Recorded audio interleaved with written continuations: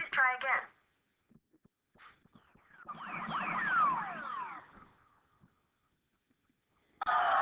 Touch it, bring it, stay it, watch it, turn it, leave it, stop, format it. Touch it, bring it, stay it, watch it, turn it, leave it, stop, format it. Touch it, bring it, stay it, watch it, turn it, leave it, stop, format it. Touch it, bring it, stay it, watch it, turn it, leave it, stop, format it.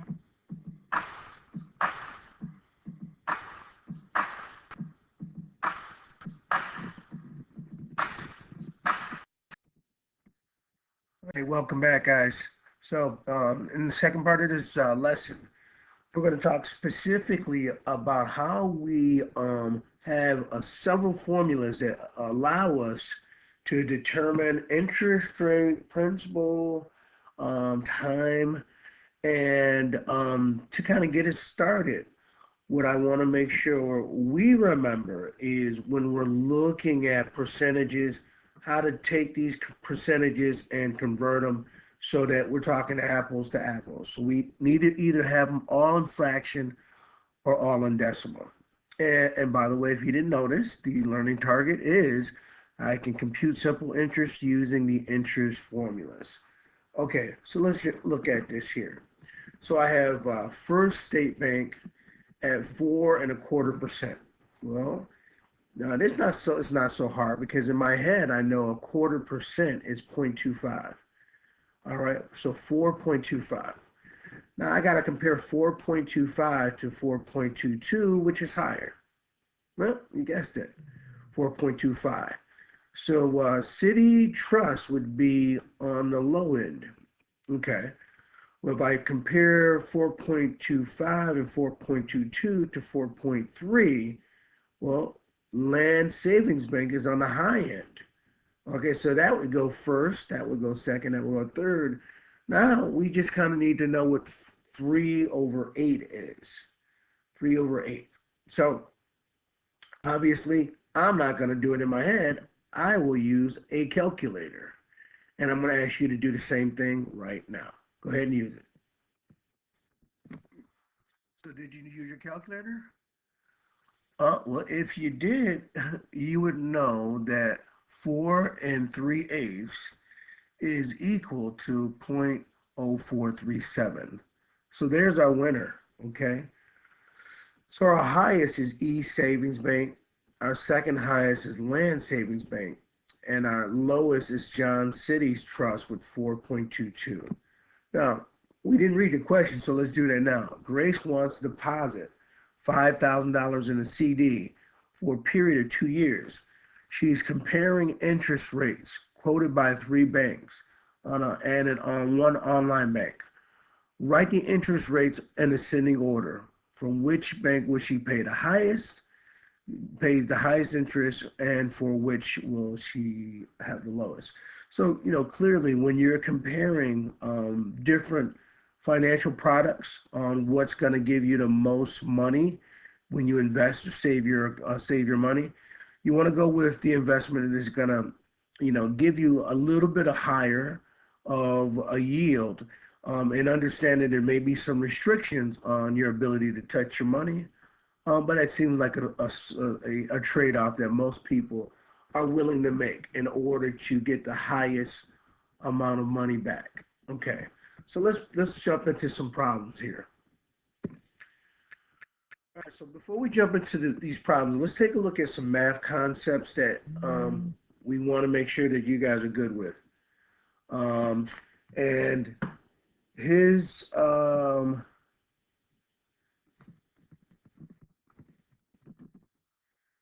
okay, so math concept number one: divide a percent by 100 to change it to a decimal. Okay, we just experienced that. Math concept number two: multiply decimal by 100 to change it to a percent. Concept number three: to change a fraction to a decimal, divide the numerator by the denominator. Concept number next: our simple interest rate formula is interest equals principal times rate times time. Next concept: if I want the principal, well, what I'll do is I will divide both sides by rate and time. My rate and time on the principal side cancels out. And that just leaves me with principal equals interest divided by rate and time. Now, if I'm interested in the time, what will I do is I go back to my original quantity here, and I will just divide both sides by principal and rate. And principal and rate divided by each side, what cancels out is time is by itself, and now I have interest divided by principal rate. And again, I do that with the rate also. Okay, so let's take a look at Gary here.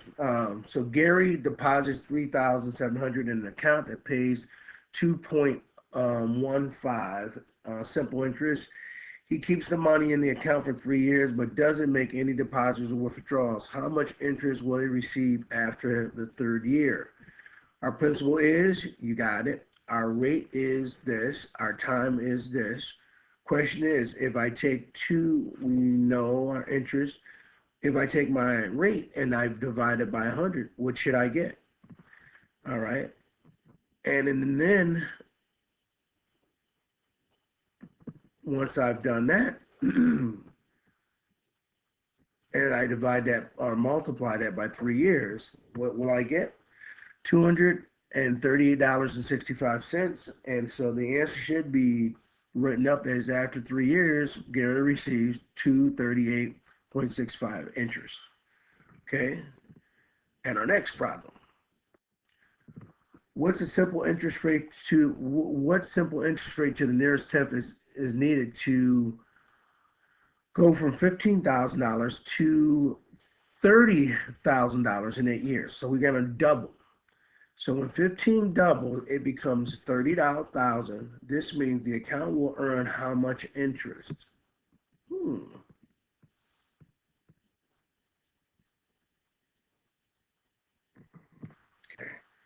So how would we figure that out? Well, we're going to substitute values.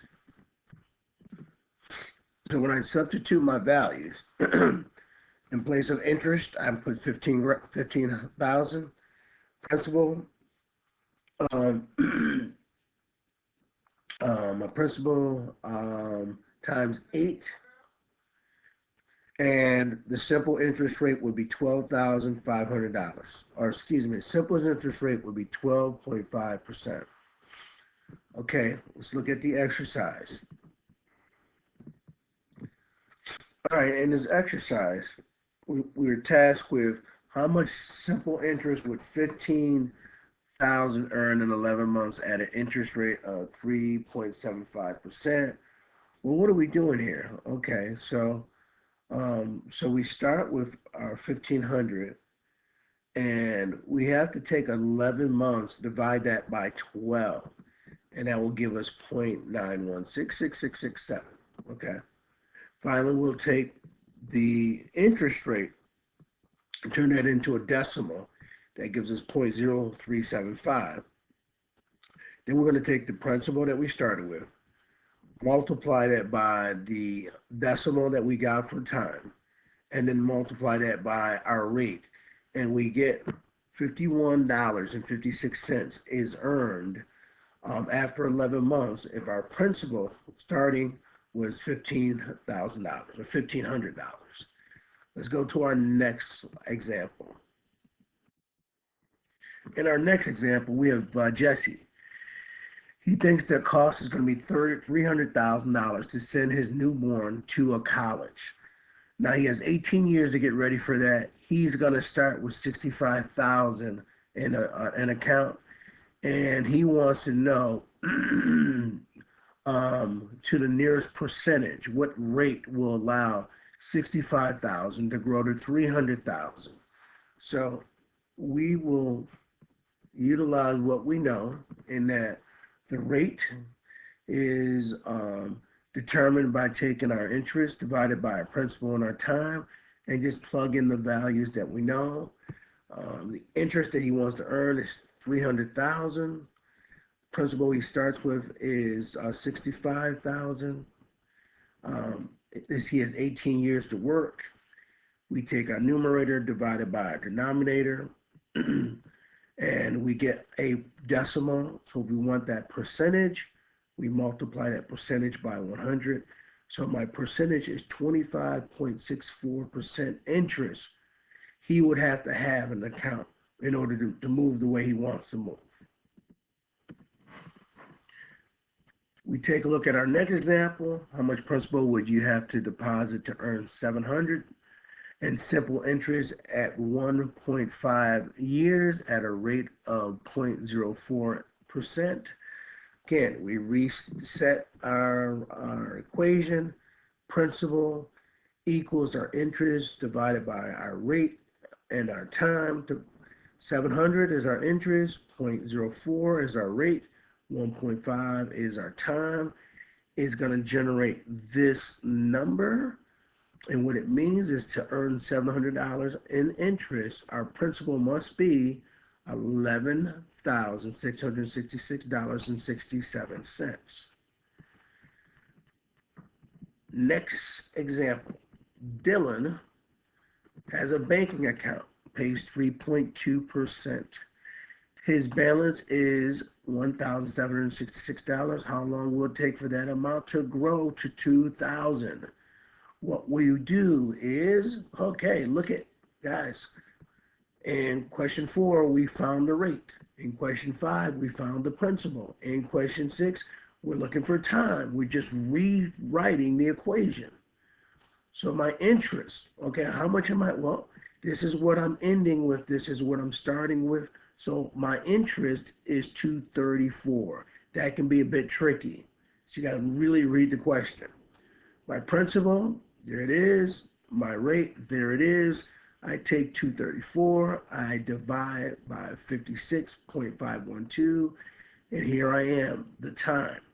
To earn $234 in interest with a starting principal of $1,766, it takes 4.14 years. Final, or next two examples. How much interest would 1,000 earn in 275 days at an interest rate of 4.21%? Remember, there's 365 days in a year. What will we do? What we will do is multiply my principal times my time times my rate. Remember, time is 275 divided by the number of days in the year. My rate is the percentage divided by 100. I'm going to get $31.72 in interest if I start with that principal at that rate. Okay. And last but definitely not least, we go back to time. Round to the nearest year.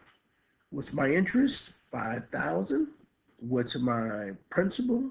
Well, how do I know it's 5,000? Well, it says it doubles. So 5,000 has to go to 10,000, which means my interest was 5,000.